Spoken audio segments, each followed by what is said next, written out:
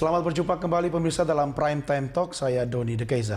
Kapolri Jenderal Polisi Tito Karnavian menyebut Pilkada DKI mendapat perhatian khusus karena berpotensi konflik. Sementara Bawaslu RI mengatakan indeks kerawanan Pilkada DKI memang berpotensi mengalami kenaikan. Kerawanan diperkirakan semakin meningkat jelang pemungutan suara tanggal 15 Februari mendatang.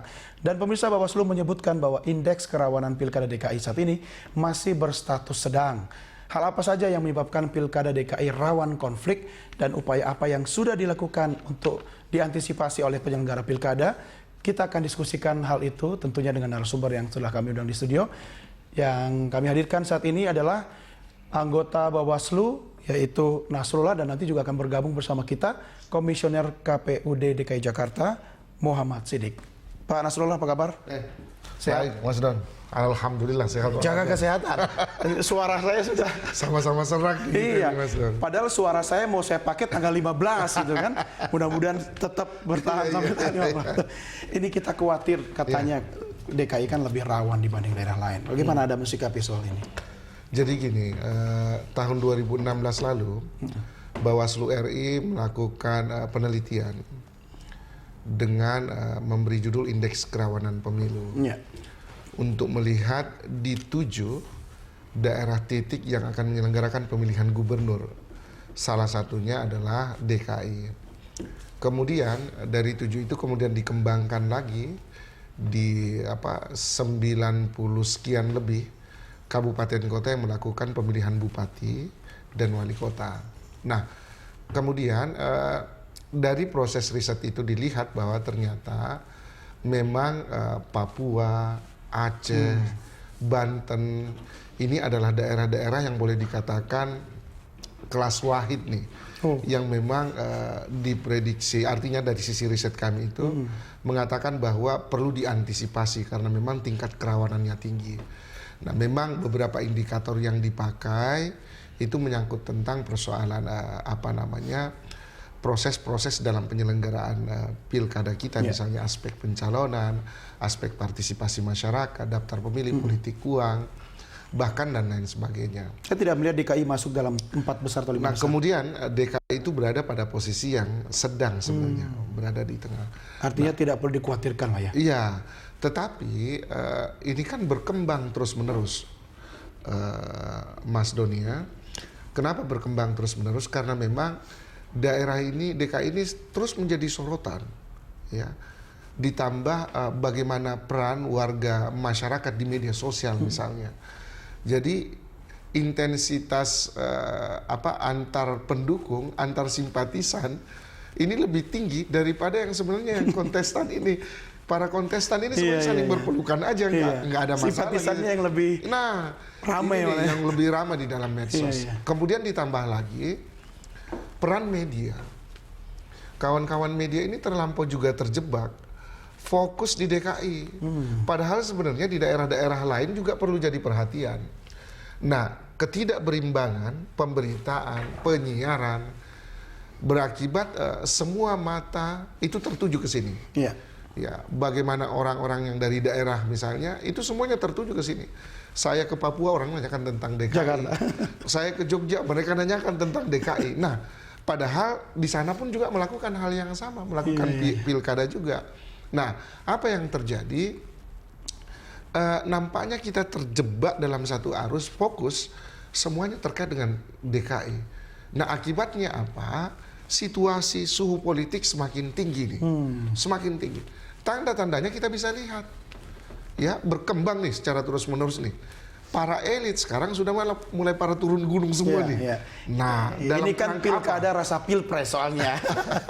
Jadi beda. Dalam kerangka apa? Dalam kerangka untuk memastikan mereka harus bisa menjadi pemenang di DKI. Iya. Nah, ini yang membuat tingkat kerawanan semakin bertambah. Salah satunya itu. Dan kita bisa lihat indikator lain, misalnya bagaimana cara penyampaian pendapat, cara penyebaran isu misalnya melalui media sosial dan seterusnya.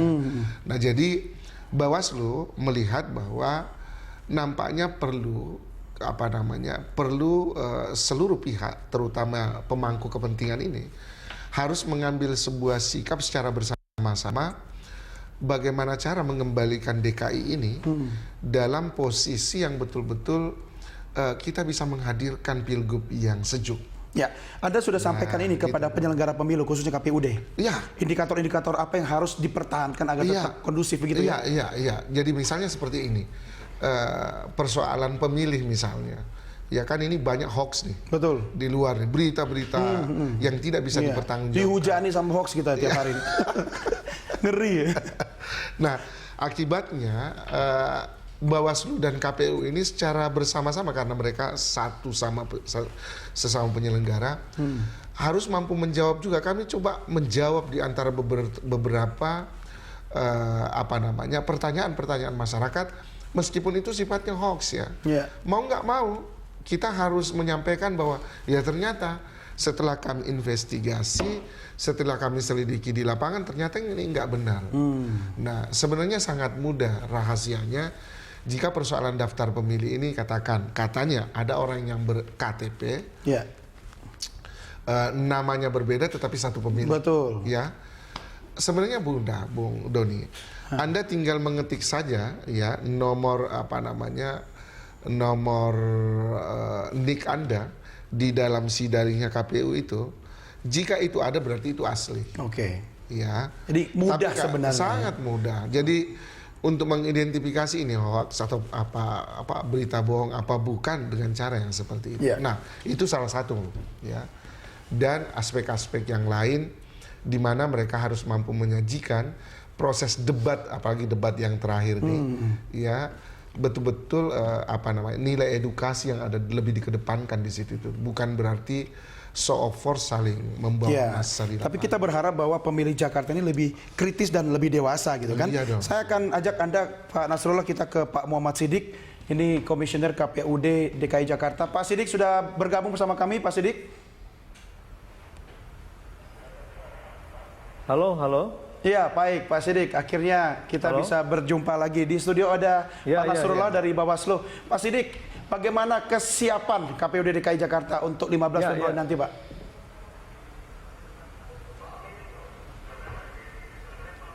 Halo. Ya, Pak Siddiq bisa mendengar suara dari studio? Ya. Ya, Pak Siddiq, tanggal 15 Februari sudah mantap Pak kesiapan? Ya, mudah-mudahan kita laksanakan Pilgub DKI dengan baik, damai dan lancar ya.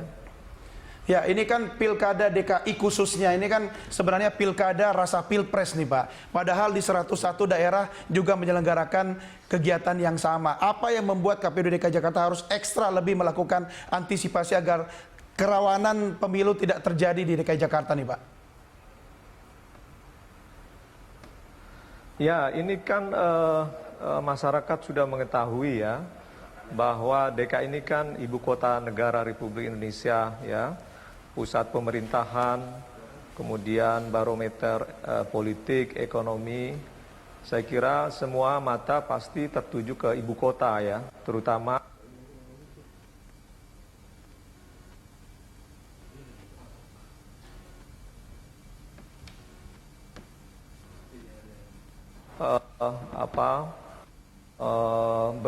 menyaksikan ataupun ingin menyaksikan Pilgub DKI Jakarta ini yang baik ya, yang tentu saja sesuai dengan, dan terus terang kita sebenarnya Pilgub DKI 2017 ini dari sisi penyelenggaraan misalnya harus jauh lebih baik dari pelaksanaan pilgub sebelumnya, misalnya 2007.